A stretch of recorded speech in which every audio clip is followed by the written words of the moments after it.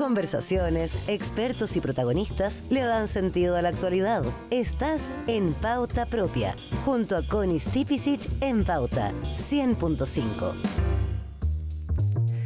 Faltan 7 minutos para las 7 de la tarde y ahora abrimos conversación, mesa de todos, con dos tremendos invitados, amigos de la casa además también. Juan Pablo Lavín, gerente general y fundador de Panel Ciudadano UDD. ¿Cómo estás, Juan Pablo? Muy bien, muchas gracias por tenerme aquí. Gracias por acompañarnos, oiga. Y Camilo Férez, director de Estudios Sociales y Políticos de Acerte y director ejecutivo de Descifra. ¿Cómo está usted? Muy bien y contento de estar con ustedes, queridas. Bueno. Qué bueno. A ver. Yo creo que lo primero que hay que hacer, porque acá, claro, la sorpresa se llama Franco Parisi, pero quería solo decir que acá hay dos invitados que de alguna manera lo vieron venir. Juan Pablo Lavín estuvo en Conversaciones sin Pauta 3 de septiembre y dice: a mí lo que me llama la atención, lo acabo de retuitear como audio y todo, es el electorado de Franco Parisi, que yo creo que puede crecer en esta elección. Un poco esa es la palabra. Y Exacto. Camilo Férez Dijo algo muy parecido. en la tercera también. dijiste Sí, también, de la la semana redacción, pasada, ¿no? la semana Como, pasada. ojo con este personaje, hay que ¿Por seguir qué? la pista. Porque toda esta parte es media latera, pero todas las encuestas tienen fortalezas y debilidades. Y las que nosotros conocemos como las semanales son muy buenas para medir los cambios en los climas de opinión, leen muy bien el top of mind, pero tienen ciertos sesgos. Algunas, como las de Juan Pablo, son de panel y tienen muchas fortalezas. La de usted además les permite ir midiendo ese panel en el tiempo, lo que es muy entretenido. Identificar cambios de Identificar preferencias, cambios etcétera. dentro de ella. Pero también un panelista es alguien que está dispuesto a participar de ese panel. Las encuestas autoaplicadas o las encuestas telefónicas también dependen de alguien que conteste y quiera contestar una encuesta a la que se le está diciendo que va a tener que hablar, por ejemplo, de política u otro. Por lo tanto, siempre hay que asumir que las muestras con las que uno trabaja tienen ciertos puntos ciegos. Y algunos de esos hay metodologías para compensarlos y otras el tiempo te va diciendo también cómo se van comportando esos sesgos. Dicho eso, entonces, claro, uno puede partir de la base de que lo que tú estás mirando en los grandes números se va a comportar de manera normal allí en tus puntos ciegos, o ese punto ciego se va a comportar de manera anormal, es decir, muy cargado a algo, lo que sea. Entonces, claro, la advertencia que yo hacía la semana pasada es esa, es decir, aquí todos los que están apostando a que la dinámica de las últimas 2 semanas, donde la gente comienza a ver, se comienza a cambiar, comienza a tomar decisiones, ¿cierto? Que esa dinámica solo va a favorecer a lo que a nosotros nos parece más entretenido, que es la disputa entre las derechas, y por lo tanto en ese minuto se hablaba de que Kaiser pasaba, y un montón de apuestas de ese tipo. Hay otros que podrían capturar ese fenómeno. Yo en particular digo, Franco Parisi perfectamente lo puede capturar, y como sabemos menos de él, de sus votantes, ¿cierto? O probablemente también son más reacios, es mucho más probable que él nos sorprenda que nos sorprenda Kaiser. Pero esa era la razón, porque y esto es un poco más lo contingente de hoy, porque yo creo que realmente lo que hoy día tenemos no es, como han dicho algunos medios, que se hayan equivocado rotundamente las encuestas. Yo creo que ahí no está el fracaso. El fracaso está en quienes tomaron parcialmente las encuestas para hacer apuestas. Y eso no es lo mismo, no son lo mismo, porque hay un montón de tendencias que sí se han mantenido y que sí se verificaron en esta elección. Los rangos en los cuales se movieron los candidatos que pasaron, quiénes son los candidatos que pasaron. Exacto. El hecho de que hubiese como un 60-65% estable que elegía alguno de los candidatos que eran frontalmente opositores, y de esos un 50% que se distribuían siempre en algunos de los candidatos de derecha. Incluso el hecho de que Kaiser estaba sobrepasando a Eli Matei también, y yo me acuerdo la última encuesta secreta que llegó por ahí. También había una advertencia de que el aumento más significativo lo estaba teniendo justamente la opción de Franco Parisi, Juan Pablo. Nosotros en las últimas 2 semanas tuvimos un alza de 4 puntos, cuando ya estaba la vea, digamos. Pero haciendo el link con lo que hablaba Camilo y lo que hablé contigo, Claudia, el 3 de septiembre, lo que pasaba con Franco Parisi es que si tú te fijabas en su votante del 2013 y en su votante del 2021, era mucho más masculino que femenino, mucho más de regiones, y dentro de las regiones, de la periferia de la región más que del centro, concentrado entre 45 años hacia abajo, niveles socioeconómicos medio y medio bajos. Y eso es justamente la concentración de gente que entró en estos 6 millones que llamamos los votantes obligados. Entonces, en el papel, era, como lo hablaba con Claudia, era lo más lógico que Franco Parisi creciera en esta elección. Que hubiera Ya- ahí un ya- bolsón de votos para él, digamos. Efectivamente. La sorpresa que nos llevamos es que creció, no solamente tuvo un muy buen rendimiento en el norte. Yo me acuerdo, por ejemplo, haciendo el perfil de Franco Parisi y de sus votantes, que en el CERVEL iba pinchando desde las regiones más al norte hacia abajo y ganaba hasta Coquimbo. Ahora también tuvo, Ahora al sur. tuvo Está en el muy sur. buenos resultados en el sur. Mm. Y eso sí que es nuevo y probablemente se debe a esto. No es solamente votante obligado, porque obviamente es heterogéneo. ¿Sí? Claro. Básicamente es la mitad de Chile, un 45%, estamos hablando de los 6 millones de votantes. Entonces, hay que tener mucho ojo con que las encuestas logren representar fuera de los centros urbanos. Las regiones, antes siempre se habla, bueno, de Santiago es Chile, en lo electoral no tiene por dónde ser Santiago Chile. Antes con una muestra de la región metropolitana, tú podías representar Chile de buena manera. De hecho, por ejemplo, el 2017, que fue cuando nosotros nos iniciamos en las encuestas electorales, la región metropolitana fue bastante similar, me acuerdo porque ahí empezamos, al resto de Chile. Hoy la región metropolitana Es fue otro mundo. Otro mundo. Pero- Y fue muy notorio porque los cómputos empezaron por ahí. Entonces, cuando uno estaba viendo Sí. el online, digamos, uno veía a Matei en segundo lugar. Sí, y- y todo Antes, empezó- antes incluso se jugaba con que Santiago, la comuna, era predictora respecto Sí. del plano nacional, ¿se acuerdan, Pero no? Ujú. hay ¿Qué otra, tiempos aquellos? sí, hay otra cosa Mesa que uno. siempre se dice, y no sé si acá se ratifica, es que los últimos 15 días o las últimas 3 semanas es cuando finalmente la gente no politizada, no ideologizada, toma la decisión de qué candidato. Es como que recién empieza a mirar, como que recién empieza como a auscultar. Fue en estas 2 semanas, porque justo entra la veda de encuesta, pero estoy Ujú. mirando acá lo que traía hoy día el Mercurio respecto a la encuesta Panel Ciudadano UDD, que justo en ese tramo, desde el 31 de octubre en adelante, es cuando se dispara Parisi, en ese minuto que estamos todos con blackout. Se disparó en esas 2 semanas, efectivamente, porque tiene este votante obligado que no le interesa la política y toma las decisiones al final. Pero independiente de eso, sí se confundió un poco este mismo votante anti-establishment. Sí, es gente que en el fondo estamos obligando a votar. Claro. Tiene un voto impugnador. Y eso se confundió de Con cierta Kaiser. manera con el fenómeno Kaiser. Mm. Siempre a nosotros Kast nos daba con una votación bastante mayor en este tipo de votantes. Y por eso nosotros asegurábamos que él pasaba a segunda vuelta. No teníamos este triple empate, sino que Kast, gracias a este votante, quizá en el votante habitual, en los 7 millones, se podía crear este triple empate, pero con el votante obligado, él se disparaba o alcanzaba a sacar unos 5 o 6 puntos más.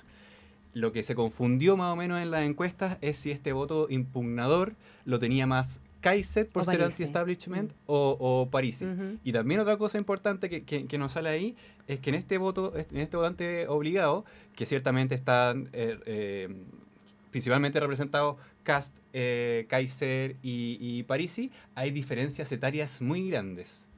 O sea, el voto de Parisi es muy juvenil o tiene Es muy... sub 45, decías tú. Efectivamente. Y la curva de Kaiser es lo contrario. Mm. Entre mayor la persona, mayor probabilidad de votar por Kaiser. Ahí alguien hace no sé si lo leí o leí algo que se me cruza con eso, pero creo que era Carlos Peña el que hablaba de el autoritarismo democrático hoy día a propósito de Paricio, ¿no? Porque Sí. ese quiebre etario también puede tener que ver con esta lógica autoritarismo democrático en el caso de Parisi versus autoritarismo en el caso de los mayores que vivieron en el fondo la dictadura o el régimen de Pinochet o lo que ustedes quieran. Claro. Ahí puede haber una diferencia Las interesante múltiples ahí. formas que tiene el retorno del discurso del orden al final, Exacto, en un exacto. contexto en el que está siendo reinterpretado y nada es casual. Si tú te fijas en las conversaciones, te comienzan a aparecer cuestiones que difícil que alguien las haya ido a buscar. Más bien le han aparecido. Por ejemplo, la gente que te dice, oye, pero si los romanos también tenían como un dictador, pero que era un dictador como dentro de ciertas reglas. Claro, Claro. existía en el derecho romano efectivamente y varios, y los más célebres de ellos no se fueron. Ese es precisamente el problema de los dictadores. Pero en teoría podían estar una determinada cantidad de tiempo cuando todo se desmadraba. Y a la gente le comienzan a hacer sentido esas Cuando las conversaciones. encuestas lo están mostrando también. Bueno, entonces hay múltiples formas en las que tú puedes ver que eso ocurre y luego estimar que alguien de la oferta va a poder clavar de manera creíble un discurso que le haga sentido a... Oye, que hay un ejercicio que hizo la Universidad del Desarrollo también, que probablemente le llegó en la mañana. Sí. donde ven las correlaciones según las comunas y la Sí. correlación de la votación de Parisi con el rechazo es gigantesca, digamos, es muy alta. Y también tiene correlación con las comunas o las regiones, las zonas geográficas, donde más creció la votación con voto obligatorio. Ujú. O sea, en el fondo, si tú vas al 2021 y ves los distritos donde menos gente votaba, y ahora te vas al 2025, que casi todos votaron más o menos parecido, entonces los distritos donde votaba menos gente se dobló.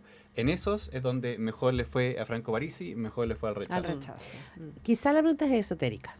Un poco. Porque ustedes son hombres Espérate, muy antes de que racionales. te metas en las... Juan Pablo Lavín y Camilo Férez conversando en Pauta Propia. Ya, láncese. No, Prendemos el palo santo. perdón, el palo santo. No, porque digo, a ver, ya estamos mirando a los candidatos, cómo se movieron, por qué se movieron, en qué clivaje. Miremos a la gente, Ujú. como, ni siquiera a la ciudadanía, porque parece hablar de la... ¿Qué emociones encarnaron Kast, Jara, Matei, Parisi? ¿Podríamos decir que Parisi es el anticasta, es la rabia, es la bronca? ¿O podríamos decir que Parisi simplemente es el desinterés, la desafección? O Lo sea, aspiracional. lo aspiracional. Y entonces, O un poquito de todo. un poquito de pero todo. digo, como para poder entender el mapa, porque yo creo que va a ser bien importante que empecemos a mirar también el país, porque estamos todo el rato mirando a los candidatos, pero en algún momento vamos a tener que mirar el país, ¿no? ¿Dónde ha cambiado? ¿Por qué ha cambiado? ¿Cuáles son las grandes inquietudes? ¿Por qué ganó París en el norte y no ganó, yo he insistido con esta tesis toda la mañana, pero ¿por qué no? No he quedado satisfecha con la respuesta, les No, digo al tiro, ¿por qué no porque la vuelve a hacer. José Antonio Kast partió la campaña en el norte, hizo el discurso más duro respecto a la frontera y en el norte arrasó Parisi. ¿Sí? Ujú. Pero ojo. Hay un tema ahí, ¿o no? Sí. Cuando tú tienes a la inmigración asociada a la delincuencia, como la tenemos desde hace un buen rato en todas las mediciones que se hacen, ¿cierto? Y en la conversación de sobremesa también. Sí. Y todos los candidatos tienen computado que eso es así. Todos los candidatos tienen una oferta dura respecto de la migración y de la delincuencia, incluida Jara. Claro. Entonces, la diferenciación No no, hay es diferenciación solamente ahí. de la oferta o de que tú toques ese tema, sino que luego de cuál es el diagnóstico que la persona tiene para encontrar la solución. Y ahí es donde tú puedes decir, esto es medio latero, pero tú tienes en las elecciones siempre el componente cambio es muy importante. Pero el componente cambio tiene distintas manifestaciones. Uno es el cambio político, el cambio gobierno-oposición. Otro es el cambio viejo-nuevo. Y otro es una versión un poco más rabiosa, que es la de reemplazo. Parisi es muy fuerte en esta última, porque él lleva 3 campañas en las cuales ha hecho lo mismo y lo ha hecho bien, que es presentarse como alguien que viene desde fuera de la política, un profesor, un economista, ¿cierto? Y decir que son los políticos los culpables, y por lo tanto que con reemplazarlos, una parte de la solución se produce. Bueno, aquel que está en la tesis del reemplazo ha tenido en 3 elecciones a Parisi como un candidato creíble. Ujú. Y eso es mérito de él, y también te habla de ese votante, perdona. Claro, Juan Que Pablo. me haya tomado la palabra. Y hay otra cosa que yo diría que es muy importante sobre eso, que es cómo estamos leyendo a los candidatos, los analistas o los medios de comunicación. Porque, por ejemplo, si uno ve los análisis que se hicieron sobre los debates, por lo menos no tengo en la memoria ninguno que haya dicho Parisi lo hizo Ganó, muy bien. claro. Ni uno, No. ni uno. Ninguno. Y tampoco sabemos si gente encontró que lo hizo bien o en verdad era gente que nunca vio y nunca le interesó el debate y la discusión importante Claro. está en otro lado. O sea, hay miles de preguntas que todavía hay que investigar, pero algo que por lo menos puedo sustentar en datos es que el cortoplacismo que hay hoy en día en Chile, en verdad no es que sea Chile, es el mundo. Es el digamos. mundo, la inmediatez. La inmediatez, lo que se pide el delivery, el por qué no le gusta al chileno la democracia, o más que no le guste, no la encuentra eficiente, no sabe por qué tiene que haber tanta burocracia para decidir cosas. Ese tipo de fenómeno, yo creo que Parisi también Lo encarna. lo pudo encarnar bien. En el fondo, pragmatismo. Pragmatismo con el IVA, pragmatismo con, sabes que los jóvenes van a ser muy importantes en esta elección, hay gente que no votaba, antes se estaba avejentando el voto, vamos por los jóvenes, hagamos la liga y la selección de gamers, o sea, sacó... Enchulemos la vieja, hagamos el Efectivamente, tema de los sacó autos. temas que quizás para la élite o los medios o los analistas no tenían tanto sentido y al parecer efectivamente sí lo tenía para gran parte de Chile. Uno se imagina a la política más comillas tradicional, donde yo creo que todavía juegan o entran tanto Janet Jara como lo podía hacer Evelyn Matei o como el propio José Antonio Kast, mirando con un poquitito como de nariz arrugada este tipo de discursos, ¿no? De esto de enchular la vieja, de los autos, el run con los autos, etcétera, etcétera. ¿De qué manera se imaginan ustedes que van a salir entonces ellos dos, Jara y Kast, a buscar ese electorado? Porque es un electorado que tienes que salir a conquistar. Lo dijo el propio Parisi y tiene toda la razón, ¿verdad? Vengan ustedes a ganarse el voto, no me pidan a mí, además nadie es dueño de los votos en ninguna parte. Pero, ¿de qué manera ese grupo de personas, que es significativamente numeroso, puede ser capturado ahora por Jara o por Kast? Camilo Férez. Yo creo que es un electorado que no se va a comportar como bolsón uniforme bajo ninguna perspectiva. No hay ninguna posibilidad de que lo sea. Porque ¿a qué claves obedece entonces? Incluso si ¿qué tú guiño le pueden hacer de lado y lado? desde la oferta, Jara es la continuidad del gobierno y José Antonio Kast es cualquier cosa menos un no político o anti-establishment, es rubio, es de derecha, hizo un incumbente, hizo un partido, tiene un partido político, o sea, no hay nada más lejano a la oferta de base que nosotros estamos. Entonces, van a venir consideraciones de segundo o tercer orden en cada una de estas tribus, ¿cierto?, para ir tomando su decisión. Entonces, lo primero que yo te diría es que es un error pensarlos como un bolsón que se va a mover de manera ordenada. O sea, cualquiera de los dos se equivocaría si sale a ofrecer el retiro no inflacionario, digamos. No me imagino que ninguno lo haga, es para poner un ejemplo. O el IVA a los remedios. O sea, una oferta concreta o agarrar 2 o 3 ofertones de Franco Parisi y ponerlos sobre la mesa puede ser inconducente, eventualmente, en esa lógica. Sí, pero. Sí, pero. O sea, yo creo que ojo, que esta es una campaña que se está moviendo en una clave donde la oferta concreta, la oferta de cuestiones materiales muy concretas, está creciendo a nivel de interés. Sí, pues. No así la oferta ni ideológica ni programática. Parece una si hay algo que se chocó, ya no sé si vamos a tener tiempo de conversarlo, pero si hay algo que chocó con un muro fue el credencialismo, donde su principal candidata fue Evelyn Matei. El credencialismo, esta idea de que yo tengo mejores economistas, o sea, eso chocó de frente. Completamente. Juan Pablo. Sí, mira, el 2021 nosotros, de hecho hay un ejercicio particular que les voy a contar. El 2021 nosotros le dimos 12% a Franco Parisi, sacó 14, si mal no recuerdo, 13, algo, digamos. Sí. Y a ese mismo 12, como nosotros tenemos un panel como con todas las de la ley, y un panel con todas las de la ley quiere decir que son los mismos panelistas que tú vas siguiendo en el tiempo, vimos que ese 12% no necesariamente votó por Franco Parisi. O sea, Franco Parisi, como además ahora el N fue mucho más grande, más que duplicó su votación, pero no necesariamente con los mismos. Un perfil similar, pero no necesariamente los mismos. ¿Qué quiero decir con esto? De que en el fondo su público es súper heterogéneo o poco encasillable, por decirlo de alguna manera. Después, ese mismo grupo, nosotros en este mismo estudio, vimos que un 40% votó por Gabriel Boric, o declaró que votaba por Gabriel Boric, un 20% por José Antonio Kast y el 40% restante anuló. Siendo que para la segunda vuelta votó 1 millón más de personas. Entonces puede ser también que en esta segunda vuelta tengamos una porción de ese voto que diga ni facho ni como un hacho, así que anulo, digamos. Pero ¿para quién sería más fácil poder capitalizar estos votos Parisi? De todas maneras para José Antonio Kast, pero no por un endorsement, no por José Antonio Kast, sino que es porque está votando contra el oficialismo, está votando contra lo que hay. Entonces... Parisi, independiente de los botones que toque o de los llamados que haga, es un candidato opositor, digamos. Y para personas que no les interesa la política, tienen menor conocimiento sobre política, se van contra el caballo que está peleando contra quien está en el poder.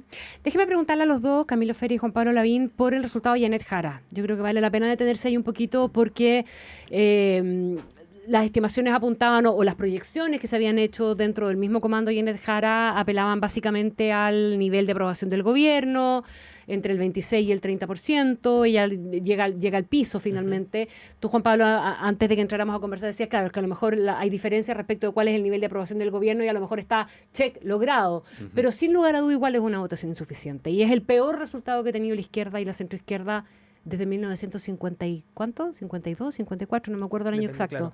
Pero es mucho tiempo, mucho tiempo. Sí. ¿Cómo hay que interpretarlo y qué impacto genera también para el gobierno del presidente Boric? Camilo. Estoy de acuerdo con que puede ser que estemos en el exacto margen de aprobación del gobierno y que que ahí no haya sorpresa. ¿Por qué te lo digo? Porque nosotros, por lo menos en las encuestas en Descifra, que no nos hemos metido en la predicción electoral, pero hemos estado jugando en el costado, es decir, con todas las cosas que aparecen al costado de eso, es tan estable esta aprobación y rechazo del gobierno que lo usamos como pregunta de control. Esto es, no se publica necesariamente, pero la usamos para medir cómo está comportándose esa muestra. Y se mueve siempre entre 25 y 29%. O sea, Janet Jara no es verdad que esté tan fuera de no ese está margen. Tan fuera de rango. ¿Ya? Está dentro del rango que debiese ser. Tal vez este sea un dato. Es decir, ojo que en realidad la aprobación real es esta. Ajá. Y desde ahí, claro, no debiese ser sorprendente solo en esa dimensión. Es menos de lo que esperaban, sin duda. Y está mostrando además que este sí que es un problema para un candidato. Una incapacidad de crecer. Que es que no tiene una oferta hasta ahora, no está demostrando tener una oferta que pueda crecer respecto del piso que le está entregando el gobierno. El gobierno le entregó un piso en varias dimensiones, una dimensión política, hizo una primaria, entregó un candidato único, entregó una lista única, es decir, le entregó la casa súper ordenada. Y la tarea del candidato de ahí en más es crecer. Y eso no lo logró. Y eso no lo logró. Es cierto que tampoco decreció, pero eso no lo logró. Entonces, ojo, y después démosle una segunda vuelta a esto de las izquierdas. Pero Janet Jara ha mostrado un techo en esta primera vuelta. Muestra un techo, no sé, por la militancia del Partido Comunista, por el porcentaje del gobierno, por sus coaliciones, no sé, Juan Pablo Lavín. Nosotros tenemos súper calzada la aprobación del presidente con lo que obtuvo Janet Jara y netamente por la diferencia que hay entre los tipos de votantes. Entonces nos da un 35%, por ejemplo, en el votante habitual, la aprobación del presidente y lo que sacaría Janet Jara, pero entre un 15 y un 12 la aprobación y lo que vendría a sacar Janet Jara en el votante obligado. Entonces, en el fondo, lo que puedes concluir de esto es que los techos que puede tener Janet Jara o que tiene Janet Jara y también sus bases son muy distintas en estas mitades de Chile. Entre los 7 millones de votantes habituales está en un 35, podría crecer más. Pero no mucho más tampoco. En el votante obligado está mucho más abajo, está en un 20. Los techos los ponen en el votante habitual, ser del Partido Comunista, claro. En el votante obligado, ser continuidad. Entonces ella en el fondo tiene que ver cuáles sombreros se saca e ir jugando de un lado a otro para volverse ver si opositora y renunciar al Partido Comunista, pero no le va a alcanzar el tiempo. Pero efectivamente, y lo más complejo es un juego de sombreros imposible. Sí, imposible. Es imposible. Ahora, la mitad de la pega que tenía ella se la hizo el Partido Republicano. Porque mucho de la desafección y el nerviosismo de los partidos tenía que ver con una candidata que no marcase lo suficiente. La parlamentaria iba a ser un desastre. Es muy mala para el oficialismo, pero no es lo suficientemente mala, fundamentalmente porque el Partido Republicano, en su afán de hacer lo que alguna vez, hace poco, hizo el Frente Amplio, que es comerse a Chile Vamos y a la UDI, generó un tipo de competencia que, aunque digan lo contrario, el efecto práctico es que morigeró lo que podría haber sido una derrota aún mayor del oficialismo. Sin ir más lejos, no tiene senador la derecha en dos regiones. Una cuestión bastante inédita. Precisamente por el tipo de competencia que establó Republicano. A ellos les fue muy bien, a la oposición menos bien de lo que le podría haber ido. Claro. Entonces, esa parte pero a los republicanos le importaba que le fuera bien a ellos. Sí. Bueno, pero decían lo contrario, ¿ah? Sí. O sea, su discurso es que esto era netamente Era mejor para el rendimiento resultado de la electoral y que oposición. por lo tanto, Claro. ok, yo pago por ver esa afirmación y que le cobren los que le tengan que cobrar a republicanos. Pero no quiero entrar en eso solamente, sino que hecha esa pega, ahora en la segunda vuelta ella va a estar entre dos fuegos igual. Porque es muy probable que los partidos lo que quieran es una campaña muy tradicional que les mantenga relativamente ordenado el naipe, que no los tensione y que les permita navegar. Ya asumieron la derrota y que les permita navegar. Ahora, si es que ella quiere hacer que esta campaña de segunda vuelta sea competitiva, probablemente va a tener que romper en muy poco tiempo muchos huevos. Porque si uno mira... Pero no lo puede hacer Ceteris sola. paribus hoy día, Pero no lo puede hay hacer por sola. dónde. Necesita apoyo de los Necesita partidos. apoyo. Necesita sí, trabajo territorial. necesita un comando en condiciones, donde claro. los partidos tienen un rol fundamental. Y donde los voceros de su campaña sean personas que tengan... Que no sean del Partido Comunista. no, y que sean populares, es decir, que realmente se le unan figuras que podrían hacer la diferencia. Si no... Y en estos 3 días ya está corriendo el riesgo de quedar más sola que Rambo. Y es importante lo que decía Camilo en cuanto a la apuesta de Chile, perdón, del Partido Republicano, de ser el partido hegemónico, digamos. ¿Qué va a pasar con si efectivamente los pronósticos que están cercanos, al menos los preelección de primera vuelta, al 60-40, muy cercano a lo que fue el plebiscito? ¿Qué va a pasar con el Partido Republicano si tiene a un presidente que saca 60% en la elección con más votos en la historia de Chile, digamos? Claro. O sea, es muy difícil bajar los humos cuando en el fondo estás rompiendo todos los récords. No querer llevarse la pelota para la casa y todas esas cosas. Efectivamente, ellos han mostrado que en situaciones ya hace muy Se poco la han llevado. se la han llevado. Y, Yo creo que esa es una aprensión bien compartida, ¿o no? Que vuelva a pasar exactamente lo mismo que pasó para el Consejo Constitucional, por ejemplo. Efectivamente, son míos que hay en la oposición. A la vez también hay gente en el equipo de José Antonio Kast, por lo que tengo entendido, de que ya está tratando de articular y bajar un poco los humos a las bases para, en el fondo... Desaleonarlos. Sí, y en el fondo ellos saben que gobernar con este nuevo Congreso va a ser muy, muy complejo, y en el fondo tienen que estar haciendo alianzas y consensos que no van a ser fáciles con un aleonamiento del Partido Republicano de base. Déjenme preguntarle a los dos por la visión que tienen respecto de lo que pasó con Matei.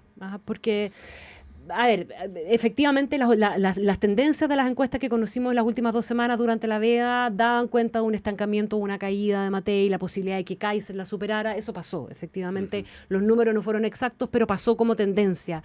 Pero el resultado, más allá ya el resultado de verdad, el en serio, es un mal resultado. Es un muy mal resultado para una persona con una larga trayectoria, que se suponía era la heredera del legado de los 2 gobiernos de Sebastián Piñera, de la tradición de Chile Vamos, de haber pasado por todos los cargos posibles y haberse instalado como la persona que tenía la mayor experiencia, la mayor capacidad de gobernar, etcétera, etcétera. ¿Qué pasó, dirían ustedes, con Evelyn Matei? Camilo primero. Chocó con la realidad, lo primero. Y lo que te decía antes, creo que ella... Va a haber que mirarlo con un poco más de tiempo, pero a mí me cuesta encontrar una campaña que haya tenido más cambios de estrategia que la de Evelyn Matei. Sí, lo decía Patricio Usayán hace un ratito. Cambios que no tenían necesariamente una solución de continuidad respecto de qué es lo que se estaba buscando. Y que muchos de ellos fueron anunciados con bombos y platillos y luego fueron desechados en muy poco tiempo. Por lo tanto, la política de alguna manera, y José Antonio Kast puede dar testimonio de eso, Franco Parisi incluso puede dar testimonio de eso, te premia la línea recta. Es difícil mantenerla, pero la premia. Entonces, yo creo que ahí hay un factor determinante. Lo otro es, de nuevo, al público que se le está hablando. O sea, lo de Franco Parisi es lo más parecido que nosotros tenemos a Netflix, en el sentido de que es una campaña customizada para la audiencia. Mientras que la de Evelyn Matei es lo más parecido a una campaña diseñada desde la oferta. Desde lo que la candidata es, convirtiendo en fortaleza lo que es, y no necesariamente viendo cuál es... Eso también queda como puesto en la poca relevancia que pareciera tener los programas, los equipos, porque ahí se ancló Evelyn Matei diciendo que tenía el mejor equipo, Karina el Toa mejor lo hizo también en la programa. primaria. Y esas apuestas pareciera ser que no enganchan. Sí, Juan es Pablo que, Lavín. claro, ese es un gran tema porque independiente de que de la campaña no era clara o que un día iba por derecha dura, después vamos por el centro y como decía antes, yo creo que las elecciones hoy en día, no solamente aquí, se ganan con las minorías leales y consistentes y no con estas mayorías medias difusas. Independiente de eso, a ella le tocó, y otro candidato de Chile Vamos le hubiera tocado también, apostar por una oferta que nos está pidiendo el país. O sea, los 40 PhD en economía atrás, la gobernabilidad, la trayectoria, eso no importa. No, hoy sí en se día. importan. ¿Ya? Pero al electorado no. A eso me refiero, no le importa el electorado. Claro, O sea, claro, eso no da voto. Es lamentable en el sentido de que si uno trabaja como estratega, por ejemplo, de una candidatura, lo que uno debiera aconsejarle a un candidato suena casi que antónimo a lo que debiera tener es como un que sea un presidente candidato a alcalde o- permanente. Cosifiquemos la discusión y mediaticemos las cosas. Claro. Ay, a mí me angustia, de verdad que me, me genera un poco de angustia, pero es así, efectivamente no es es así. nada. Claro, nuevo. pero Connie, ¿No? por eso es importante que no es solamente que hubo problemas claros de que no hubo claridad, perdón por la redundancia, en la puesta en escena o en cómo se encauzó la campaña, sino que también se insistió. ella tenía que liderar un sector con ofertas que la sociedad hoy no está pidiendo, digamos. O sea, la trayectoria, los equipos de Piñera, No, ellos quieren titulares, digamos.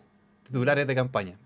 Sonó quizás despectivo el ellos quieren, pero a lo que me quiero referir es que la dinámica de las sociedades hoy en día son más de corto plazo y explícame en 140 caracteres y no... ¿Cómo me vas a arreglar este problema? Efectivamente.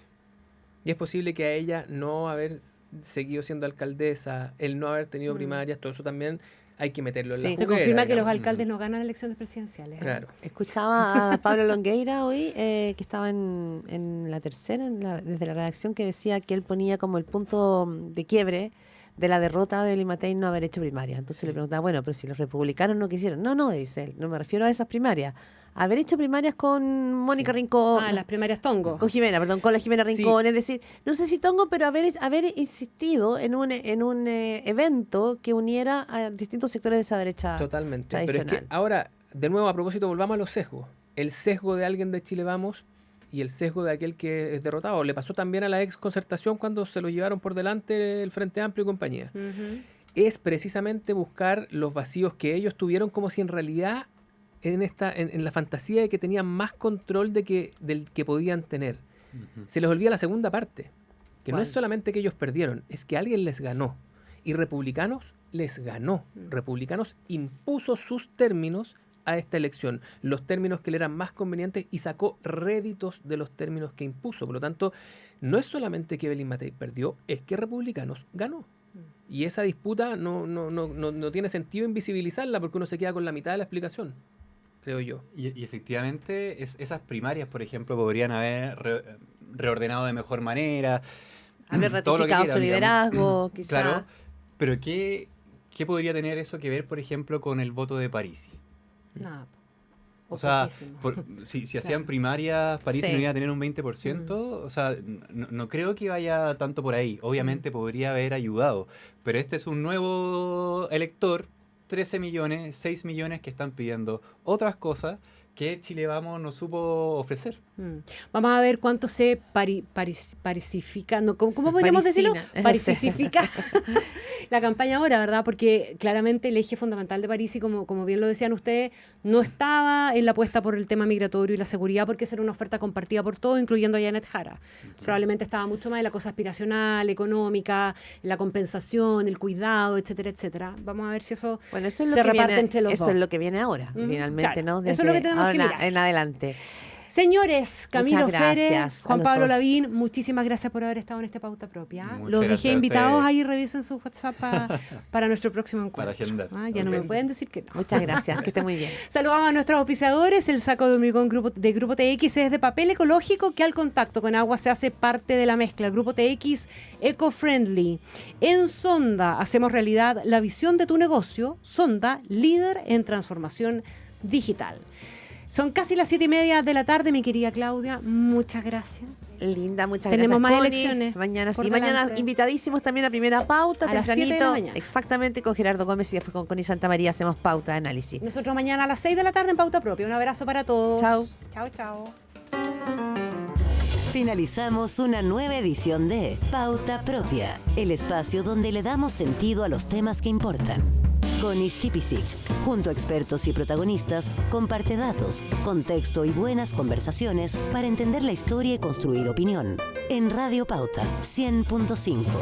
Una presentación de Sonda, líder en transformación digital. AFP Habitat, presentes en tu presente, preocupados por tu futuro. Loto, nunca dejes de soñar. Grupo TX, materiales para construir tus proyectos. Enel, toda la energía puesta en ti. Y Universidad Diego Portales, a la altura de los tiempos, admisión 2026.